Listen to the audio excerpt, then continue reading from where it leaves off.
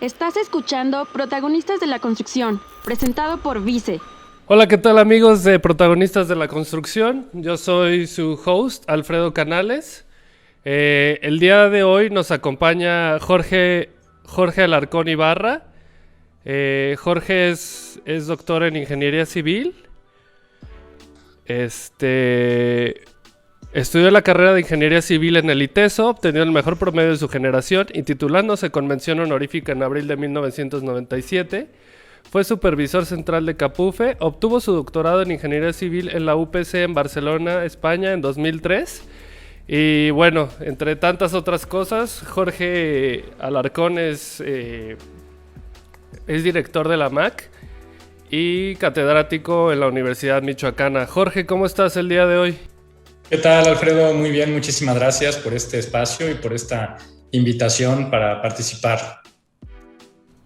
Un gusto tenerte por acá, Jorge. Muchas gracias por haber respondido a nuestra invitación. Y pues bueno, el día de hoy cuéntanos de qué nos estarás platicando por acá. Sí, Alfredo, bueno, pues mira, antes que nada y de agradecerte por el espacio, también quisiera agradecer a la empresa Vice, que siempre está muy comprometida con estos temas de innovación, de estar dando capacitación y de abordar temas importantes para la construcción. Y sobre todo quisiera mandar un saludo para Santiago Villanueva, también para Jesús Martín del Campo y para Benito, buenos amigos todos ellos. Y bueno, pues el día de hoy, Alfredo, vamos a estar hablando un poquito sobre la nueva forma de clasificación de asfaltos para México, que en realidad ya no es tan nueva, porque vamos a hablar fundamentalmente de la normativa 2018, que es la que tenemos en este momento vigente.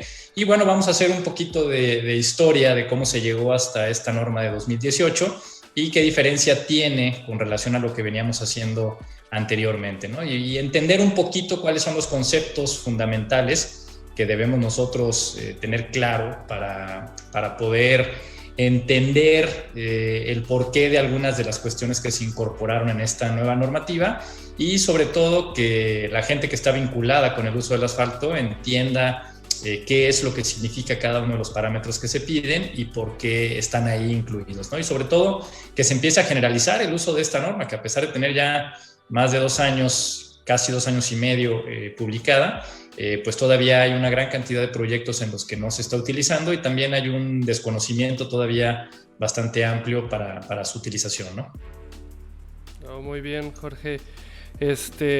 Tuve la oportunidad de escuchar un poco de una presentación que diste sobre este mismo tema de clasificación de asfaltos y se me hizo muy, muy interesante.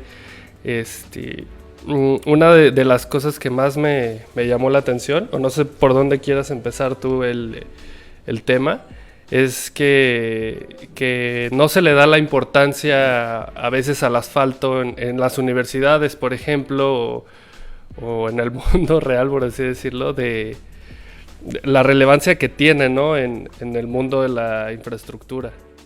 Sí, así es, Alfredo. Mira, efectivamente, como lo mencionas, tuve la oportunidad de dar una plática hace unas 2 semanas, 3 semanas en el Colegio de Ingenieros Civiles de México, y precisamente uno de los temas que abordábamos en esa charla era pues el problema tan fuerte que tenemos en México de falta de capacitación de nuestros ingenieros en los temas que tienen que ver precisamente con la caracterización de productos asfálticos, con el diseño de mezclas asfálticas, con el diseño de pavimentos y con su propia construcción, ¿no? Desgraciadamente, al día de hoy, realmente el número de horas que se tienen contempladas en las diferentes currículas de los programas de ingeniería civil en México le dan un porcentaje muy pequeño, prácticamente inexistente, a estos temas que son fundamentales. Ahí hay cuestiones que debemos entender muy bien, ¿no?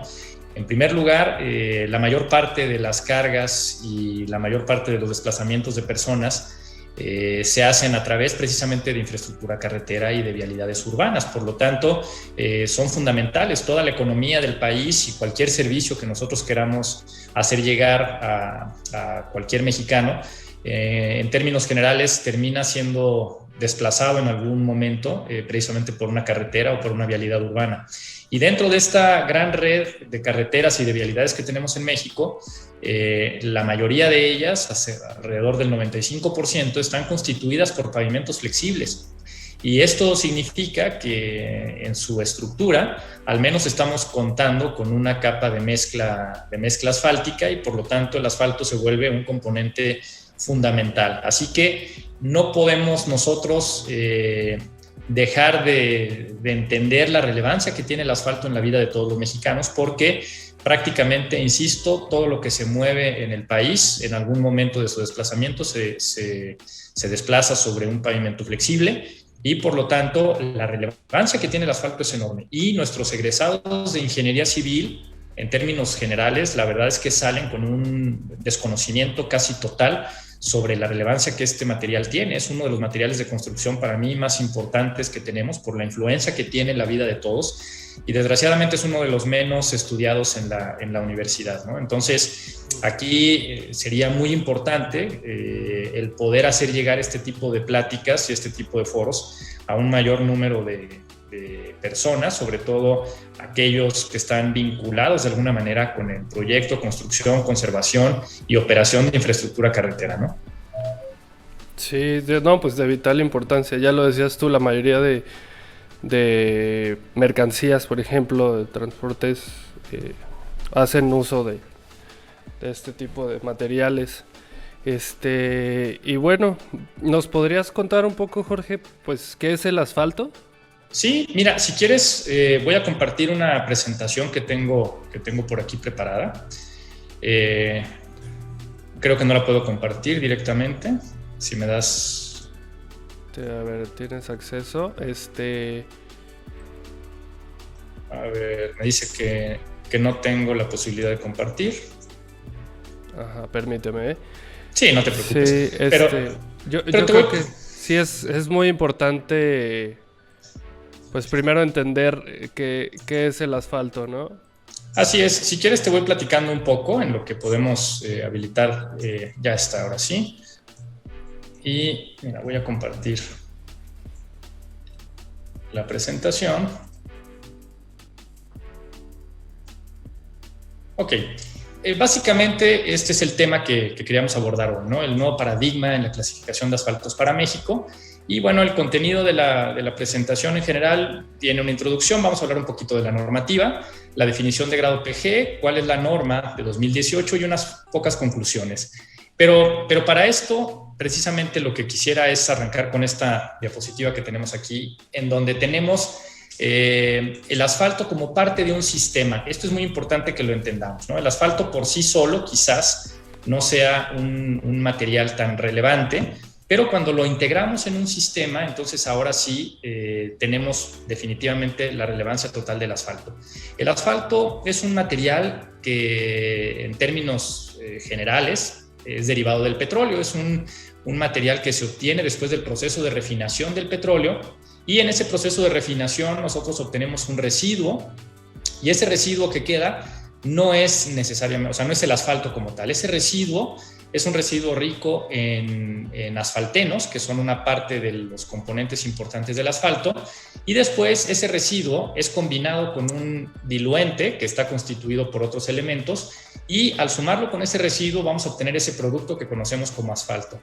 El asfalto, a final de cuentas, es la combinación de asfaltenos, que son unos componentes bastante densos que están contenidos en el petróleo, y que son los que le dan esa coloración oscura, casi negra, y al ser combinado precisamente con otros dos grandes grupos de elementos que son aceites y resinas, lo que vamos a tener es precisamente lo que conocemos como asfalto, que es ese material que a temperatura ambiente es semisólido, es duro. Si lo tenemos a temperatura ambiente es duro, y tiene, como te decía, esa combinación de asfaltenos, aceites y resinas. Los asfaltenos son los que le dan esa consistencia, los que lo hacen resistente. Los aceites Oye, ¿sí? Jorge, Sí. ahora sí que su consistencia depende completamente de su temperatura, ¿verdad? Es correcto, así es. Efectivamente, la temperatura es un factor que afecta de manera muy importante el comportamiento del asfalto. El asfalto es un fluido. Al ser un derivado del petróleo, a final de cuentas es un fluido. ¿Viene destilado del petróleo? Correcto, así Okay. es. El petróleo, en principio de cuentas, nosotros lo obtenemos como un derivado del petróleo y por eso también es un material importante para México. Es un material importante para México porque somos productores de petróleo y tenemos una empresa que es de todos los mexicanos, según nos han contado, que se llama Pemex, y esa empresa es la única que puede en este momento elaborar asfalto en México. Ese asfalto que tenemos es derivado, como te decía, del petróleo y Pemex es el proveedor único que tenemos en México de ese material tan importante. Y efectivamente, como lo mencionabas, el asfalto a final de cuentas es un fluido y una de las propiedades fundamentales de los fluidos es la viscosidad. La viscosidad es la oposición que presentan los fluidos a ser desplazados. Y entonces, esa propiedad tan importante del asfalto cambia con la temperatura, como lo mencionabas hace un momento. Si yo elevo la temperatura del asfalto, se vuelve mucho más fluido, quiere decir que su viscosidad baja. Y si lo enfrío, si bajo su temperatura, la viscosidad se eleva mucho. Entonces, ese asfalto que a temperatura ambiente es semisólido, tiene una viscosidad interesante, porque nos mantiene los agregados unidos para formar una capa sobre el pavimento que me permita desplazar a los vehículos con comodidad y con seguridad. Cuando hace mucho calor, baja su viscosidad y se empieza a deformar. Seguramente habrás visto la aparición de algunas deformaciones sobre la superficie de los pavimentos y en algunas ocasiones eso es debido precisamente a que la temperatura del asfalto se eleva y baja su viscosidad y se vuelve más maleable, ¿no? Más maleable, okay. Es correcto. Y cuando hace frío, pasa todo lo contrario. Cuando hace frío, la temperatura de ese asfalto baja también y por lo tanto su viscosidad aumenta y se vuelve frágil y quebradizo. Entonces, cuando hace frío, el asfalto se puede fisurar, las mezclas asfálticas en los pavimentos se pueden agrietar y cuando hace calor se pueden deformar. Ese principio de cambio de consistencia, de cambio de viscosidad del asfalto es fundamental y precisamente la norma de clasificación PG de 2018, que es la que tenemos vigente, basa el análisis del asfalto precisamente en ese cambio de temperaturas, ¿no? En las temperaturas altas y en las temperaturas bajas. Entonces, entendiendo el asfalto como ese derivado del petróleo, que es un material que tiene unas propiedades muy interesantes, Alfredo, fíjate que gracias a las características que tiene el asfalto de ser un material fluido que cambia su viscosidad con la temperatura, lo podemos mezclar con agregados pétreos y además tiene unas propiedades de adherencia muy importantes, se adhiere muy bien al agregado pétreo. Y tiene otras propiedades muy interesantes. Soporta sin mayor afectación la presencia de humedad. Quiere decir que el agua de lluvia, por ejemplo, no le afecta de manera muy importante y por lo tanto podemos construir capas de rodadura en los pavimentos que son resistentes precisamente al efecto de la humedad. Una de las cuestiones más importantes que tenemos que hacer nosotros cuando hacemos el diseño de una mezcla asfáltica para un pavimento es evaluar precisamente su resistencia a la humedad. Y hay una serie de pruebas de desempeño que nos permiten identificar el efecto que pudiera tener el agua en esa mezcla asfáltica. Pero para esto es que se realizan estas pastillas en el laboratorio, ¿verdad? De las plantas de asfalto y todo dependiendo de las necesidades del proyecto, ¿no? Es correcto. Como te decía, el asfalto lo podemos entender de mejor manera si lo vemos como parte de un sistema. Ese sistema, básicamente lo que implica es precisamente la selección correcta de los materiales, el diseño de esa combinación de materiales y las pruebas de desempeño para poder encontrar nosotros el comportamiento de una mezcla asfáltica en un pavimento de manera adecuada. La primera parte de ese sistema para poder diseñar corresponde en la selección del asfalto adecuado y en la selección de los agregados pétreos, porque la mezcla asfáltica que nosotros utilizamos para pavimentar no es otra cosa que la combinación de agregados pétreos con asfalto. El agregado pétreo es el esqueleto mineral, es el esqueleto de la mezcla, que es la que va a soportar principalmente las cargas, y el asfalto lo que hace es unir las partículas del agregado pétreo y evitar que se disgreguen, darles una cohesión adecuada para que se mantengan en su sitio, y esa combinación de agregados con asfalto en las características adecuadas y en las cantidades adecuadas y con las propiedades adecuadas me van a permitir hacer una mezcla asfáltica que soporte las cargas vehiculares, que soporte los cambios de temperatura y que soporte los efectos del medio ambiente, como puede ser la lluvia, los rayos ultravioleta, el efecto del envejecimiento a través del tiempo, porque ese es un factor también muy importante, ¿no? Entonces, así es como funciona, ¿no? Y eso que tú comentabas ahorita de las pruebas de laboratorio, como vemos en la imagen en la parte derecha, nosotros hacemos una serie de pastillas para poder hacer una serie de pruebas de desempeño y demostrar que el comportamiento de la mezcla asfáltica es adecuada.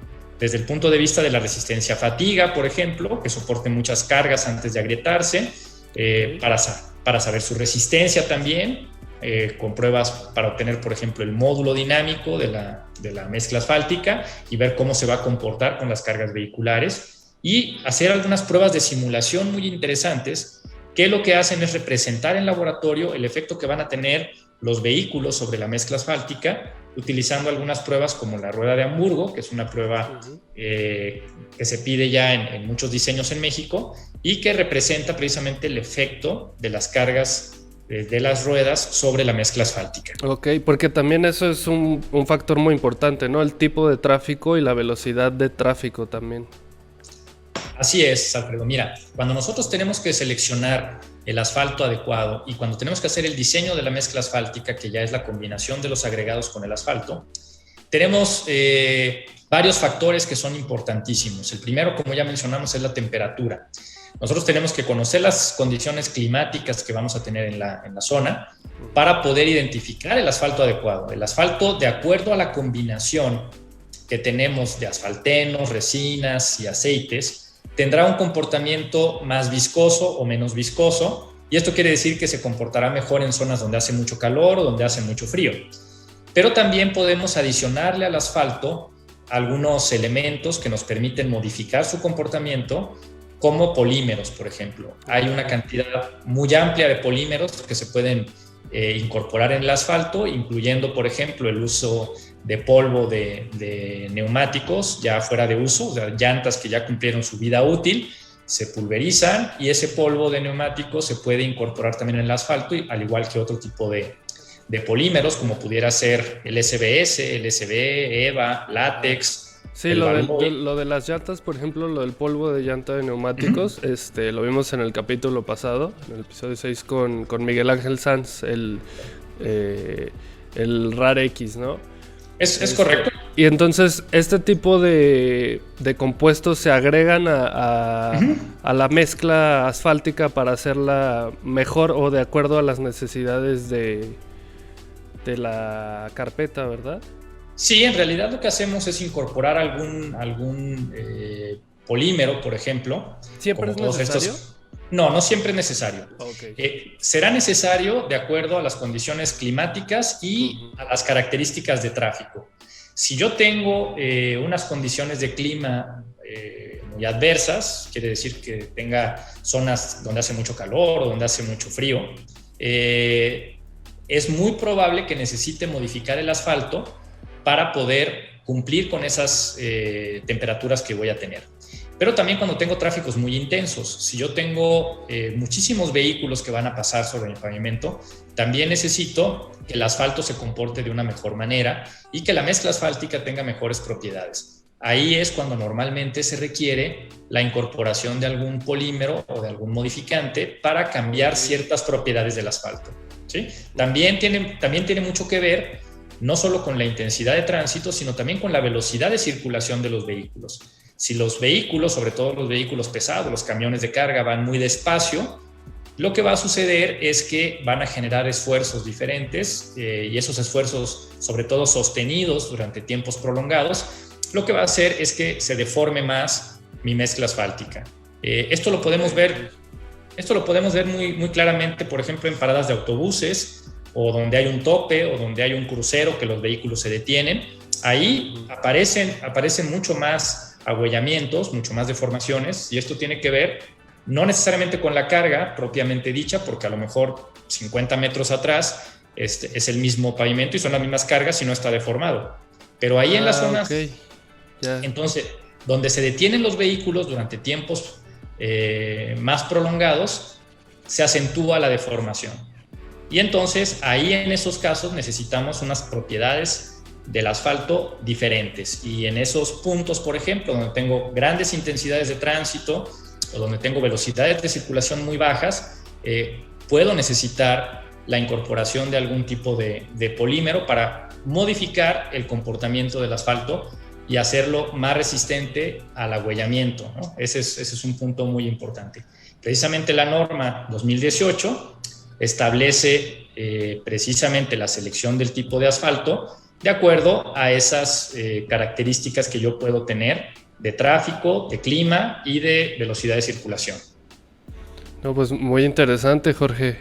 Porque por ejemplo ahorita que mencionabas lo de las paradas de los autobuses, bueno, en ocasiones aquí en la ciudad de León, Guanajuato, he visto por ejemplo en el sistema de transporte, ¿no? El sistema de transporte integral, pues he visto estos como curvas que se hacen a un lado donde están las llantas de los autobuses. Y siempre me pregunté por qué se hacían más ahí que en otros tramos donde pasa el mismo vehículo, ¿no? Pero es por esto que se detiene y entonces el peso se concentra ahí por más tiempo, me imagino, y el esfuerzo que hace la carpeta es mayor. Así es, así es. Tenemos que entender nosotros que el asfalto es un fluido y ese fluido se va a desplazar. Entonces, ¿cómo voy a hacer que el asfalto se desplace? Una de las formas para poder acelerar el desplazamiento es calentándolo, ¿no? Si yo caliento el asfalto, se vuelve menos viscoso y por lo tanto para una carga que yo aplique hay mayor desplazamiento. Es más fácil que el asfalto se desplace y por eso se generan deformaciones. Eso cuando hace mucho calor. Ajá. Pero cuando pasan muchas cargas, pasa lo mismo. Si yo tengo una carga importante a una temperatura intermedia, por ejemplo, que no está demasiado caliente el asfalto, se va a deformar cuando pasa el vehículo, pero se va a recuperar. Tiene un comportamiento más elástico, digamos. Hay un porcentaje de recuperación más importante. Pero siempre hay un pequeño porcentaje de acumulación de deformación. No se recupera al 100%. Entonces, si pasa un camión, a lo mejor yo no percibo la deformación porque fue muy pequeñita, el porcentaje de deformación acumulada es muy pequeña.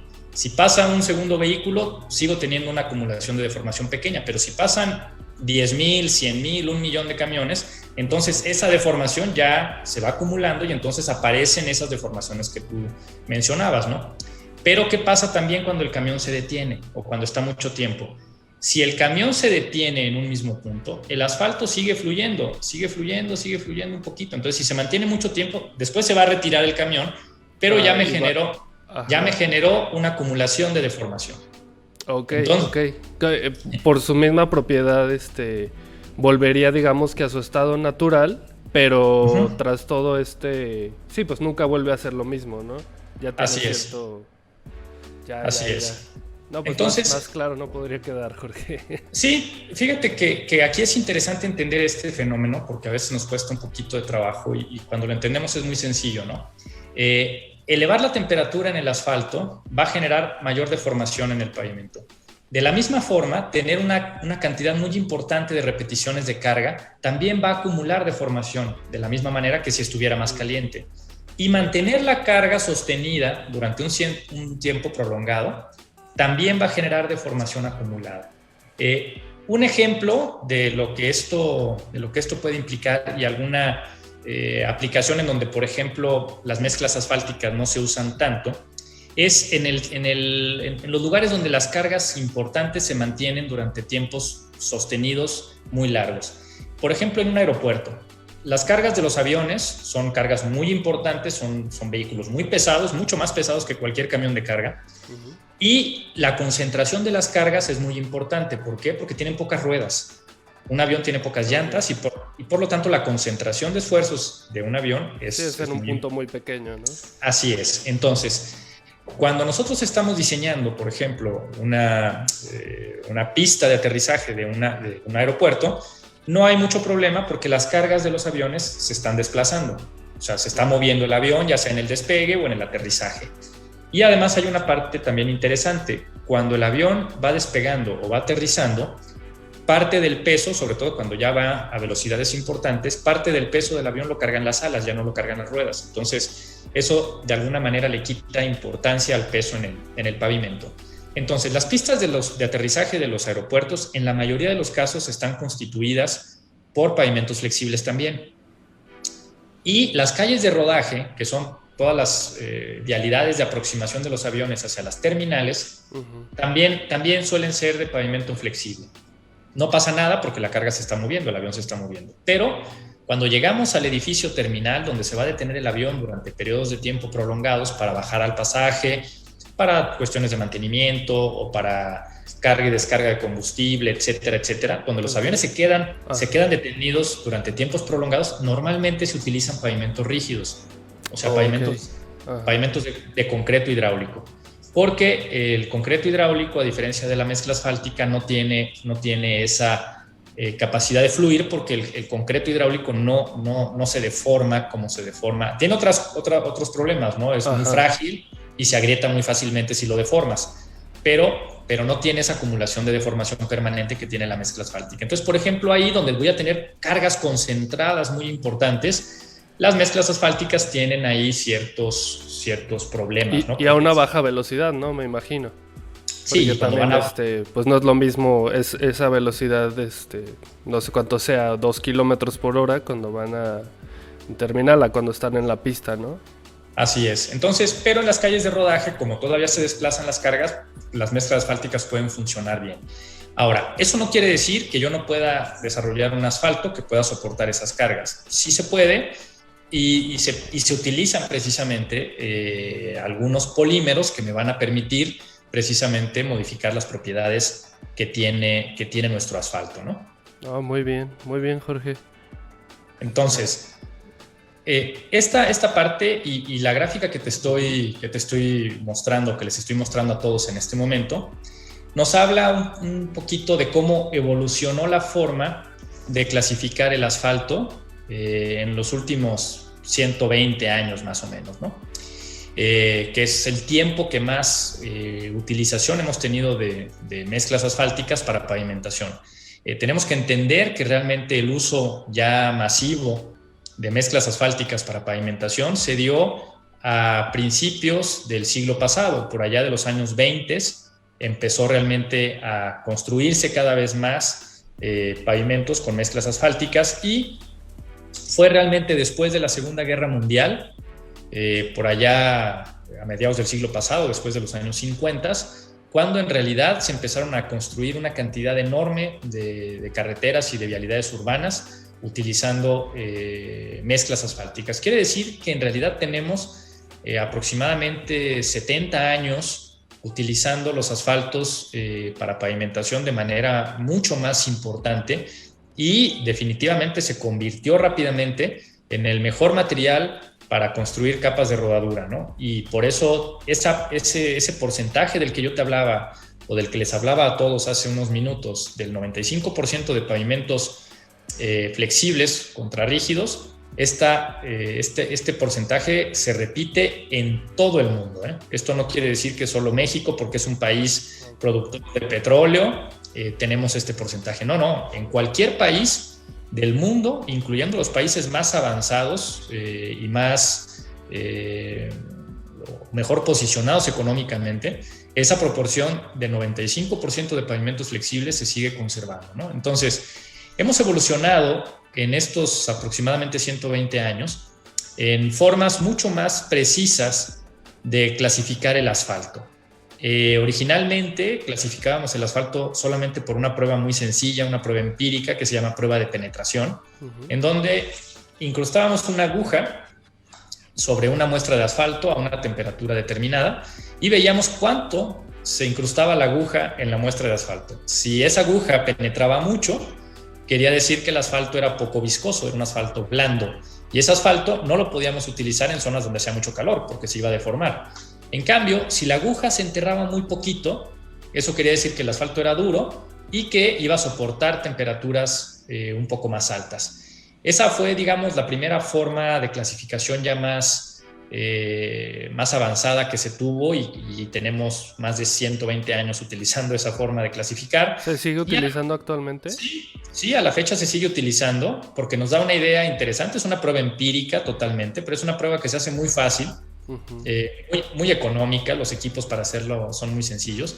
Y bueno, nos da una idea precisamente de esa consistencia que tiene el asfalto. A mediados del siglo pasado se cambió ese concepto por el concepto de viscosidad y se empezaron a desarrollar algunos equipos, algunos viscosímetros, que son equipos que miden precisamente esa facilidad o dificultad para fluir del asfalto, y duramos muchos años utilizando una clasificación por viscosidad. Le nombrábamos a los cementos asfálticos, cuando tuvimos ya la clasificación por viscosidad en México, como AC5, AC10, AC20 o AC30. Esas letritas iniciales de AC significaban asphalt cement o cemento asfáltico. Y el numerito, el 5, 10, 20 o 30, significaba el grado de viscosidad. Quiere decir qué tan viscoso era el asfalto. Okay. El AC5 pues tenía el número más pequeño, quiere decir que era el menos viscoso. El AC5 lo usábamos en las zonas más frías. Más frías, ok. Y el AC30, que era el que tenía el número más grande, era el que usábamos en zonas más cálidas, porque era el que tenía mayor viscosidad. A final de cuentas, el más usado en México cuando teníamos esa forma de clasificación, que sigue todavía vigente y todavía en algunos proyectos se solicita el asfalto de esa manera, era el AC20. El AC20 se utilizó durante muchos años como el asfalto más común, porque además era el que entregaba Pemex. Entonces Pemex entregaba su asfalto como un AC20. Ajá. Y por lo tanto era el que más se usaba, y de ahí se partía para cualquier otro nivel que quisiéramos, ¿no? Okay. Así es. Posteriormente cambiamos a una clasificación que es la clasificación PG. Esa clasificación PG significa Performance Grade o grado de desempeño. Y esta forma de clasificación es la que tenemos normada actualmente y la que tenemos en 2018. Aquí ya se utilizan unas pruebas de laboratorio mucho más complejas a través de unos equipos más sofisticados que me permiten medir algunas propiedades ya reológicas del asfalto. Quiere decir que nos hablan de cómo se comporta el asfalto bajo diferentes condiciones de temperatura y de esfuerzos aplicados. A final de cuentas eso es la reología, ¿no? La reología es la parte de la física que nos dice cómo se comporta la materia o cómo fluye la materia o cómo se desplaza la materia dependiendo del nivel de esfuerzo que yo le aplico. Entonces, las pruebas reológicas que le aplicamos al asfalto en esta forma de clasificación es para ver qué tan fluido es con condiciones de temperatura distintas. Y para esto utilizamos un equipo principalmente que se llama reómetro de corte dinámico, que es un equipo que nos permite caracterizar precisamente el comportamiento reológico que tiene nuestro asfalto. Es un equipo costoso, pero que nos da un rendimiento muy alto. Yo puedo analizar muchísimos asfaltos con este equipo y además es un equipo que una vez que lo tengo instalado es fácil de usar, o sea, realmente no es tan complicado utilizarlo. Ya son equipos bastante automatizados, prácticamente corren las pruebas de manera automática. Uno tiene que colocar la muestra de asfalto en el equipo, pero el equipo ya hace prácticamente el proceso de manera automática. Y hablando de estos, de todas las pruebas que hace varias, ¿no? O sea, viendo tu imagen, sí, al parecer te da varios como indicadores de lo mismo, a diferencia de cómo se hacía hace 100 años, por ejemplo, ¿no? Que solo te daba la prueba de viscosidad y todo eso. Así es, aquí en la imagen, en la parte derecha, vemos un gráfico que nos habla de las pruebas que hacemos nosotros y de las etapas en las cuales yo caracterizo el comportamiento del asfalto. Esto es muy importante también. Actualmente caracterizamos el asfalto para diferentes etapas de su vida. En la primera parte del análisis del asfalto, lo analizamos para ver cómo lo vamos a manejar en el procedimiento constructivo, o sea, cómo va a tener su comportamiento el asfalto cuando voy a construir. Después, en un segundo análisis, hacemos la evaluación del asfalto frente a las deformaciones, o sea, qué tan resistente va a ser a deformarse. En un tercer punto, analizamos el agrietamiento por fatiga que puede soportar, o sea, qué tan resistente va a ser a las repeticiones de carga. Entonces, en el último, al final, hacemos el análisis para bajas temperaturas, el agrietamiento por bajas temperaturas. Y entonces, con eso hacemos un barrido de comportamiento del asfalto en diferentes momentos. El asfalto, cuando lo acabo de colocar, o sea, cuando lo estoy manejando para poder construir, una vez que construyo, cómo se va a comportar en el momento que lo dejé puesto en la mezcla asfáltica, y voy a evaluar también su comportamiento a largo plazo para ver qué tan resistente va a ser a las repeticiones de carga durante su vida útil. Entonces, hago un análisis en diferentes etapas de su vida para garantizar que su comportamiento va a ser el más adecuado. Muy bien. Sí, y entonces, ¿estos análisis se realizan ya en su aplicación? O sea, ya cuando está aplicado, ¿o todo es antes? ¿Todo es previo a...? Mira, la primera parte... Sí, a mí, aquí me ponía, digo, se me hace raro, me ponía que estaba bien la conexión, pero seguramente algo pasó, pero ahí me escuchas ya un poco mejor, ¿no? Sí, no, ahí te escucho perfecto. Ah, muy bien, entonces... No, hombre, al contrario. Mira, me pasé directamente a lo que es la clasificación 2018, ya que tú me preguntabas si efectivamente hacíamos un análisis solamente en el momento de colocarlo o en qué puntos. Bueno, la clasificación que tenemos ahora en la norma 2018 está de alguna manera plasmada en esta forma, en este formato que vemos en la imagen. Lo primero que aparece es PG, que es el grado de desempeño. Todos los asfaltos aparecen como PG. Y después tenemos un primer número. Ese primer número, en este caso, en el ejemplo, es un 64. Después tenemos una letra, que en este caso es una H, y después tenemos otro número, que en el ejemplo es menos 16. ¿Qué representa cada uno de estos parámetros? El primer número, el 64, representa la máxima temperatura que ese asfalto va a soportar sin presentar problemas de deformación permanente. Esas deformaciones que veíamos que se aparecen.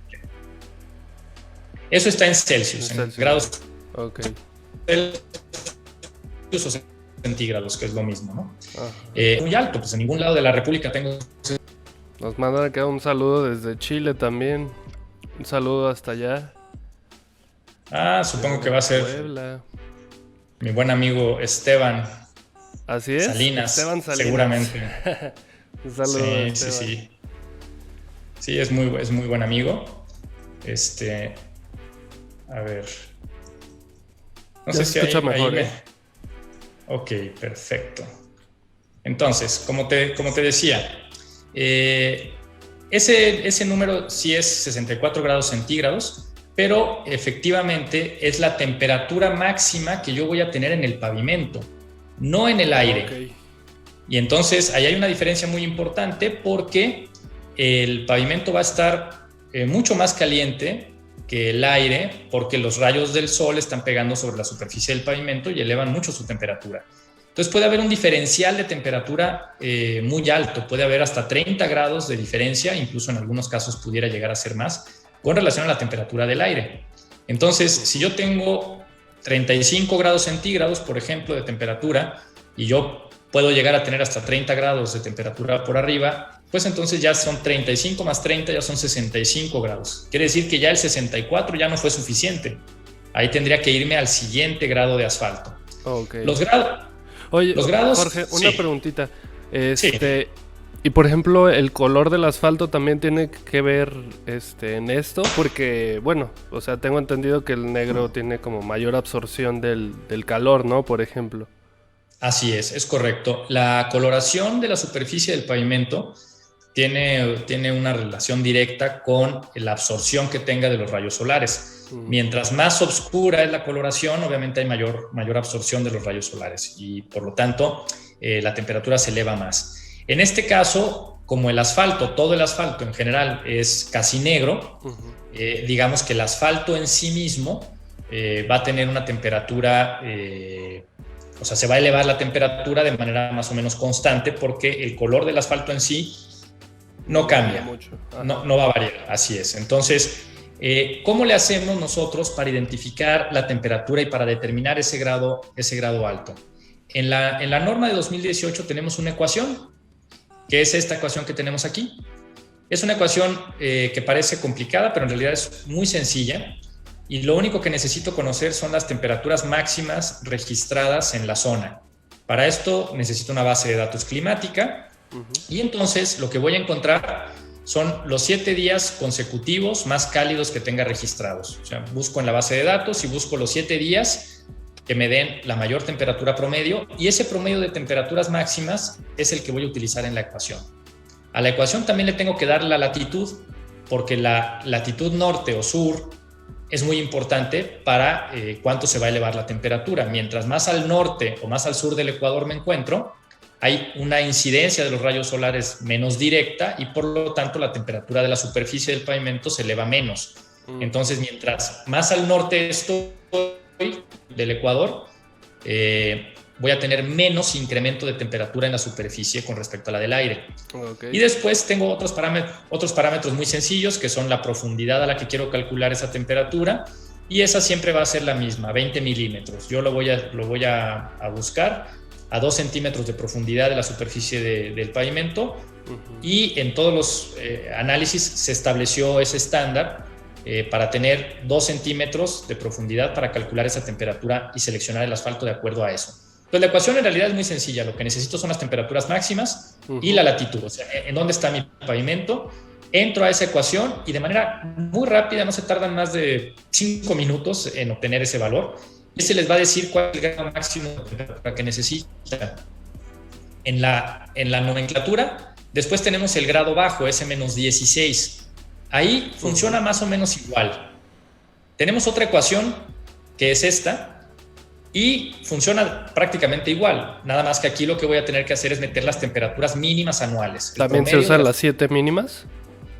No, aquí se utilizan las 20 temperaturas mínimas anuales que o sea, de los 20 últimos años.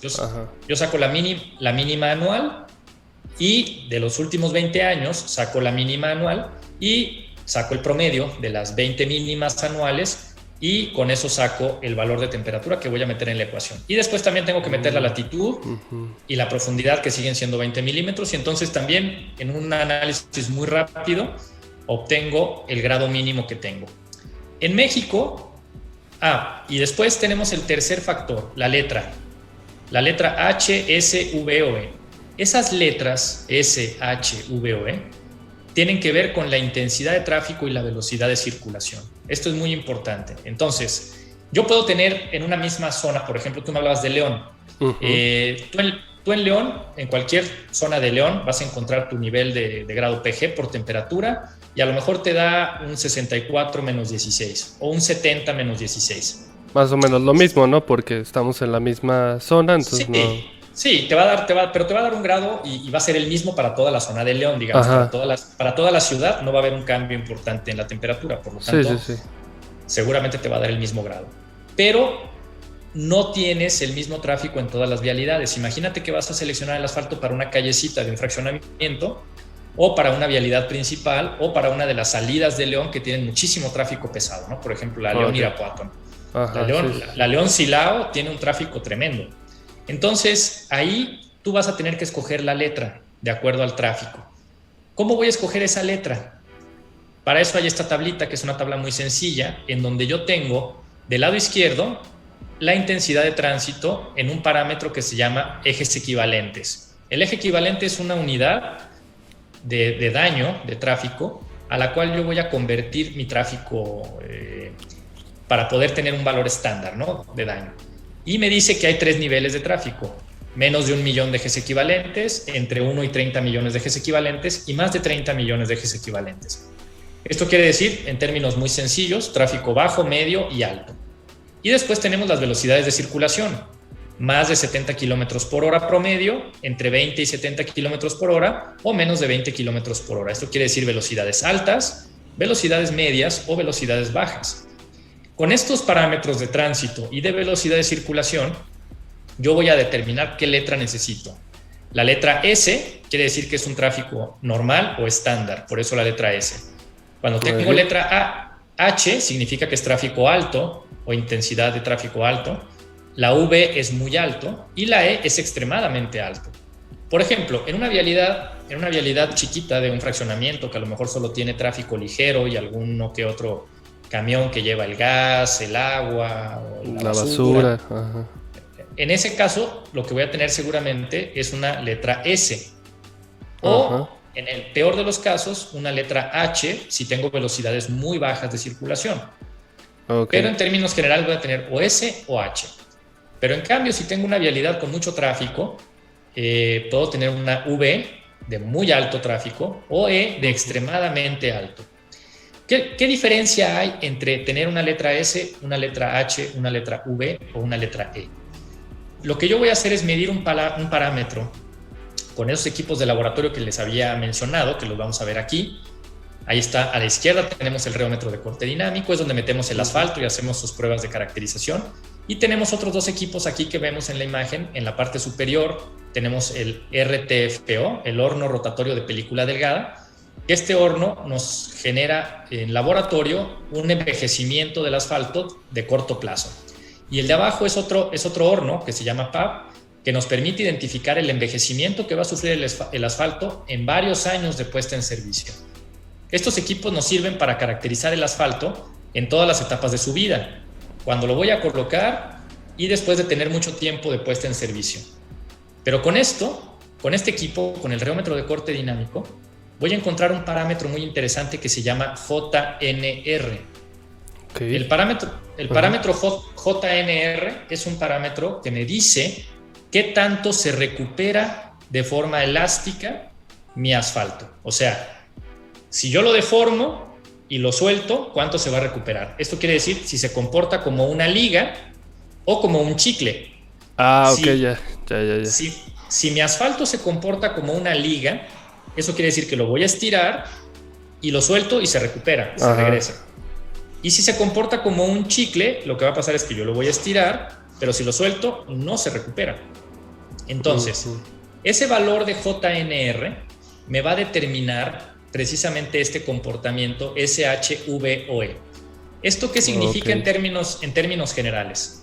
Lo que significa es que el valor de JNR, o sea, la recuperación que tiene el asfalto, si esa recuperación es pequeña, quiere decir que se deforma mucho, lo que me va a dar es una letra S, quiere decir que se parece más el comportamiento al de un chicle. En cambio, si el comportamiento es muy elástico, quiere decir que todo lo que yo estiro se regresa, eso se va a parecer más a una liga y eso va a ser una letra E. Entonces, para que nos entendamos, una letra E, el asfalto se comporta más como una liga y una letra S se comporta más como un chicle. Entonces, y por lo tanto permite como más deformaciones, más el tráfico, por ejemplo, claro, mayor carga. Correcto, si se comporta como una liga, quiere decir que se recupera casi todo. Eso me va a permitir muchas más repeticiones de carga o tiempos mayores de carga sin que se deforme. Entonces, lo que yo tendría en todo caso es que encontrar esa intensidad de tránsito para ver si yo necesito que mi asfalto se comporte como una liga o necesito que se comporte como un chicle, ¿no? A final de cuentas, esto quiere decir un comportamiento elástico o un comportamiento plástico, en donde hay más acumulación de deformación. Entonces, esto es para que lo entiendan de manera muy, muy didáctica y que la gente comprenda, sin ser demasiado técnicos quizás, qué es lo que buscamos en el asfalto. Ahora, ¿cómo le voy a hacer para que el asfalto se comporte más como una liga? Lo que normalmente voy a hacer es poner polímeros. ¿Te acuerdas que habíamos hablado al principio de la incorporación de algunos polímeros que me hacían precisamente que el comportamiento del asfalto mejorara? Bueno, si yo le pongo algún polímero, los polímeros generalmente lo que hacen es darle mayor elasticidad al asfalto.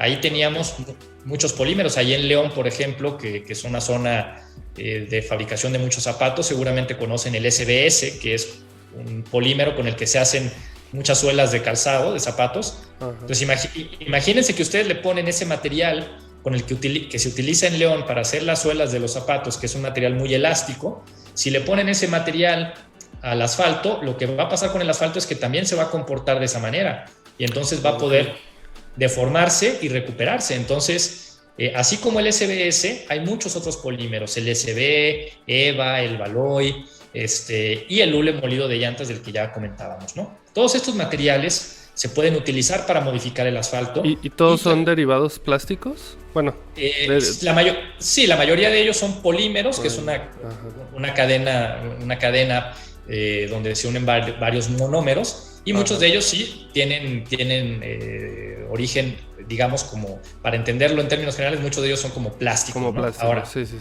pues son polímeros. Así es. Así es.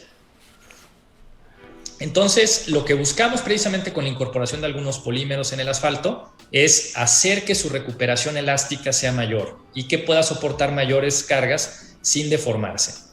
Entonces, la norma actual nos permite identificar el tipo de asfalto que yo necesito de acuerdo a la temperatura que voy a tener en la región y a la intensidad y velocidad de tránsito. Entonces, aquí lo que vemos son las posibles combinaciones. Los grados altos pueden ser 64, 70, 76 y 82. Y los grados bajos, menos 16 y menos 22. Y las letras son S, H, V o E. Entonces, por ejemplo, si yo hiciera el análisis para León y el asfalto por temperatura me diera 70 menos 16, por ejemplo, yo tengo que encontrar la letra que le corresponde al tráfico. Si fuera una callecita pequeña de un fraccionamiento, lo que necesitaría sería un PG 70 S menos 16. Y si yo tuviera, por ejemplo, una carretera ya de la salida de León, por ejemplo, la León-Silao, tendría un 70 E menos 16. Ok. Entonces, esa es la forma en la que nosotros vamos a seleccionar ahora los asfaltos de acuerdo a la temperatura que yo tenga en la zona y a la intensidad de tránsito que voy a tener. Y esto me va a dar, por supuesto, un mucho mejor comportamiento porque va a garantizar que no se va a deformar cuando haga calor, que no se va a agrietar cuando haga frío y que no va a acumular deformación independientemente de la velocidad de tránsito y de la intensidad de tránsito que yo tenga. En este nuevo análisis que hacemos, como te decía hace un rato, hacemos el análisis del asfalto con estos equipos de laboratorio que vimos de manera muy general en las diferentes etapas de la aplicación del asfalto. Desde que lo estamos manejando en nuestra planta, lo estamos bombeando para poderlo mezclar y hacer la mezcla asfáltica, lo subimos a un camión para poderlo transportar y luego lo colocamos con una extendedora y lo compactamos. Todo eso, hay una serie de pruebas iniciales para garantizar que voy a poder hacer eso de manera correcta. Una vez que lo coloco en el pavimento, también analizo cuál es su comportamiento desde el momento en el que lo puse y hasta un periodo de tiempo muy importante para poder garantizar que no se va a volver frágil y quebradizo y que no se va a agrietar con las cargas posteriormente ni con las bajas temperaturas. Entonces, esta clasificación me permite identificar el comportamiento en todo este periodo de tiempo y entonces es muy importante que hagamos todas las pruebas completas para garantizar el comportamiento desde el inicio hasta el final. ¿Ok? Sí, Jorge. No, pues muy interesante. Y también por eso, bueno, cuando están en el tendido de la carpeta asfáltica, es que incluso en ese momento se le va tomando la temperatura, ¿no? Constantemente para que sea la misma y pues tenga como el estándar que requiere, ¿no? De a esta temperatura, con estas, para que tenga sus cualidades bien a mezcla. Es correcto. Nosotros tenemos que cuidar la temperatura del asfalto en todas las etapas. En el momento que estamos manipulando el asfalto, necesitamos tener una temperatura adecuada para que lo podamos bombear. Si lo tengo a muy baja temperatura, no lo puedo bombear y se queda en el carro tanque y no puedo mandarlo de mi carro tanque al tanque de almacenamiento de la planta. Entonces necesito una temperatura adecuada para su manejo. Una vez que lo coloco, cuando estoy haciendo este mezclado precisamente, yo necesito controlar muy bien la temperatura de mezclado para que pueda ser incorporado con el agregado y me genere una mezcla manejable que yo pueda perfectamente colocar y que en el momento de la compactación también tenga la temperatura correcta para que pueda tener el acomodo adecuado de todas las partículas de agregado y del asfalto y que no me queden demasiados vacíos en la mezcla porque eso me va a dar muchos problemas, por ejemplo, con la lluvia. De filtración, ¿verdad? Y si yo permito que el agua entre en mi mezcla asfáltica, lo que va a pasar en términos generales es que voy a tener desprendimiento de agregados y después voy a tener problemas. Entonces necesito compactar perfectamente bien la mezcla, y para eso la temperatura de compactación tiene que ser perfectamente definida de acuerdo al tipo de asfalto y cuidarla muy bien en el proceso constructivo. Sí, no, pues con todos estos detalles que nos has dado ahorita, Jorge, pues sí es como de suma importancia el que se enseñe correctamente a todos los ingenieros y pues incluso al público en general, ¿no? Es bueno tener este conocimiento de cómo funciona algo que usamos pues diariamente. Así es. Todos y en todo el país y prácticamente en todos los países, ¿no? Así es, esta clasificación por grado PG y la norma que tenemos actualmente en México precisamente nos permite escoger el asfalto adecuado para el proyecto que tengamos y garantizar su comportamiento en todas las etapas de su vida, ¿no? Entonces es muy importante que tomemos en consideración las temperaturas que vamos a tener de trabajo del asfalto, que consideremos muy bien las cargas vehiculares para las cuales va a ser diseñada nuestra mezcla, y también conocer de la mejor manera posible las velocidades de circulación, lo que va a dar como consecuencia precisamente la mejor selección, la mejor aplicación y el mejor desempeño de nuestras mezclas asfálticas, utilizando una buena clasificación del asfalto que yo necesito. Afortunadamente en México tenemos una cadena de distribuidores suficientemente amplia y que tienen todo el conocimiento y la capacidad para poder entregar el asfalto con las características que nosotros necesitemos. Como habíamos mencionado al inicio, el único proveedor nacional de asfalto es Pemex. Tenemos también muchos asfaltos que están entrando de otros países, principalmente de Estados Unidos. El mercado de importación ha crecido mucho y por lo tanto es fundamental hacer una buena caracterización del asfalto independientemente de cuál sea su origen, si es asfalto nacional o si es asfalto importado. Lo que realmente nos debe importar a nosotros es que la calidad sea la necesaria para cada proyecto. Y en nuestra cadena de distribución tenemos suficiente capacidad en las empresas que tenemos en México para entregar las características que yo necesite en cada proyecto. Es erróneo pensar que no hay la capacidad instalada, que no hay el conocimiento y que no hay los laboratorios suficientes para caracterizar el asfalto de manera correcta. Esto es un error. Hoy por hoy es muy importante mencionar que hay una profesionalización muy alta de los distribuidores de asfalto en el país y que cualquiera de las características que nosotros solicitemos pueden ser cubiertas sin ningún problema en cualquier punto de la República Mexicana.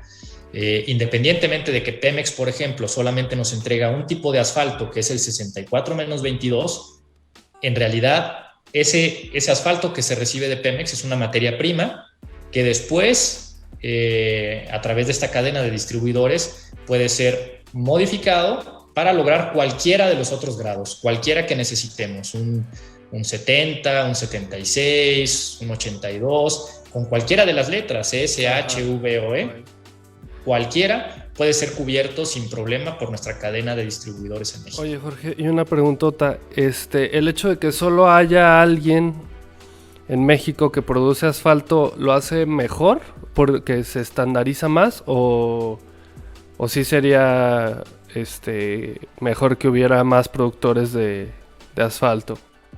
Bueno, en realidad solamente tenemos un productor nacional, como te decía, que es Pemex, porque bueno, todo el proceso del petróleo, en México lo hace Pemex en su cadena de refinerías. Es importante que también se mencione que cada refinería tiene sus particularidades, o sea, no es exactamente el mismo proceso el que sigue Salamanca, que lo tienen muy cerca ustedes ahí, o Tula, o Salina Cruz, o Madero, o Cadereyta, que son las que producen asfalto. Cada una de ellas tiene sus particularidades, pero a final de cuentas todo lo que entrega Pemex en teoría es lo mismo, un 64-22, y tiene sus variaciones, ¿no?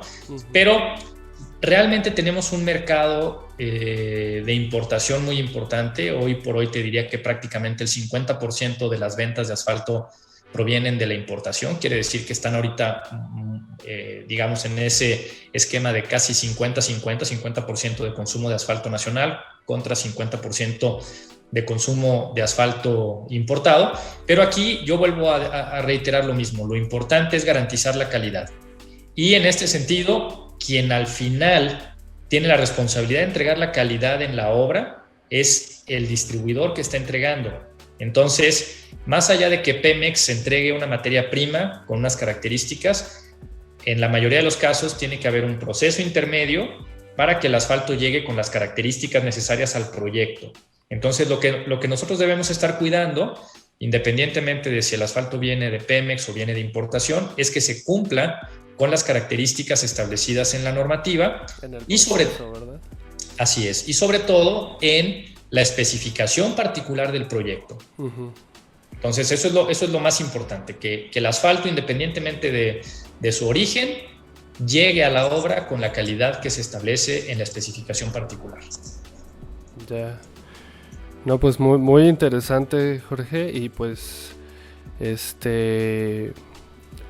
bueno, me quedé como sorprendido todo este proceso que lleva el asfalto, ¿no? Sí, yo tenía conocimiento de que había distintos tipos de mezclas, de que se le agregaban cosas como estos polímeros o las llantas, pero pues sí es muy importante todo el proceso que lleva desde materia prima y todos los estudios que se tienen que realizar, ¿no? Por ejemplo, ahorita me enseñabas las fórmulas para determinar qué grado se tenía que utilizar de máximo, mínimo, por ejemplo, y por ejemplo, nada más me quedó la duda de quién realiza esto generalmente en los proyectos.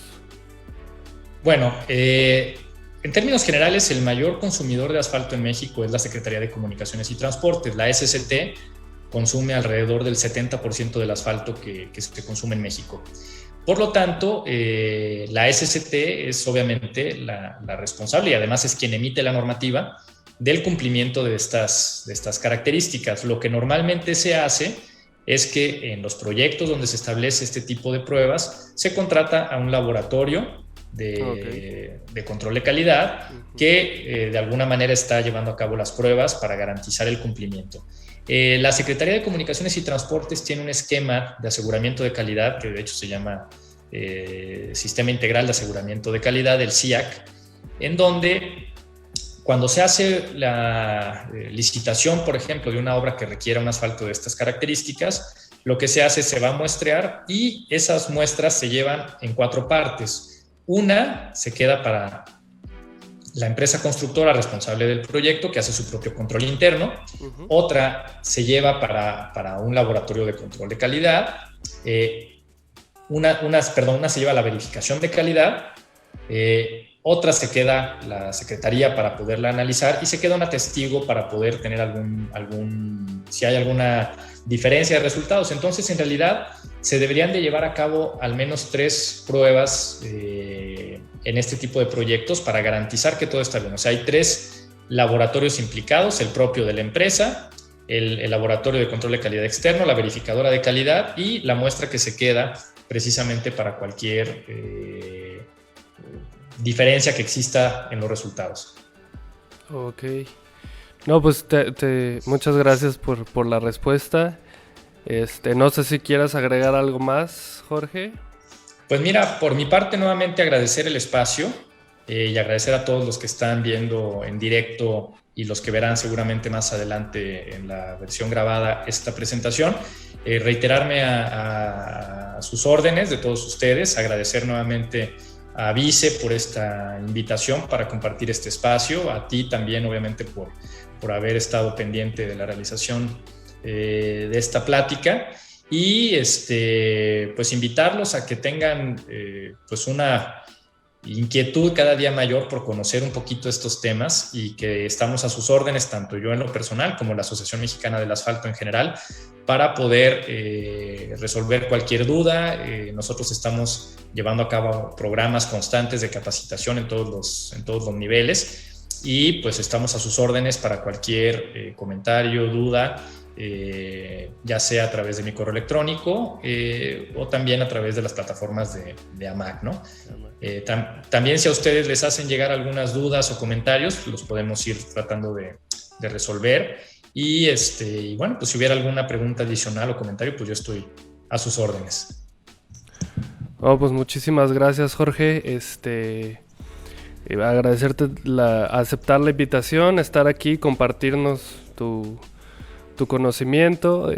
Muchas gracias a la gente que nos acompañó. Mira, hicieron aquí una pregunta en el chat, que si tienes algún curso en fechas próximas.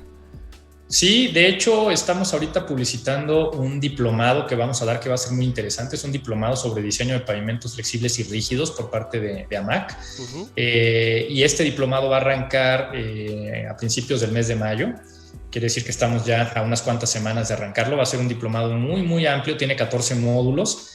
Y estos módulos abarcan desde caracterización de asfaltos, diseño de pavimentos, procedimientos constructivos. La verdad es que está muy interesante y pueden consultar la información ahí en la página de AMAC. Y justamente estamos ahorita terminando un curso de capacitación interesante que se armó para servicios técnicos, que termina el día de mañana. El día de mañana tenemos el último módulo, que es el módulo de mezclas asfálticas. Todavía, si alguien quisiera por ahí anotarse, pueden hacerlo, aunque sea el último módulo, pero bueno, también es interesante el módulo 4, que es de mezclas asfálticas.